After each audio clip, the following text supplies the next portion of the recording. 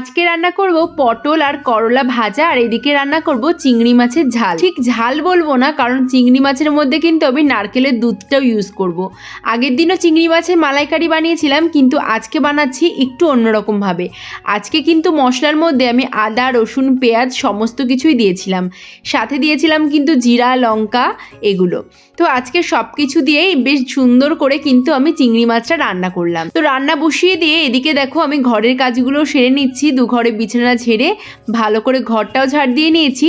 এবার হচ্ছে ঘরটাকে পরিষ্কার করে মুছে নিলাম। তারপর স্নান করে চলে এসেছি পুজো দিতে। আর আজকে আমার গাছে কিন্তু বেশ সুন্দর একটা ফুল ফুটেছে।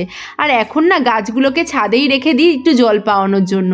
ঝুল বারান্দায় রাখলে না ঠিকঠাক করে জল পায় না। আর এখন যেহেতু বর্ষাকাল, বৃষ্টির জলটা লাগলে গাছগুলো আরো সতেজ হয়ে উঠবে। আমি পুজো দিতে দিতে ওরও স্নান হয়ে গেল। তারপরে দুজনে মিলে একসাথেই দুপুরে খাওয়া দাওয়া করতে বসে পড়লাম।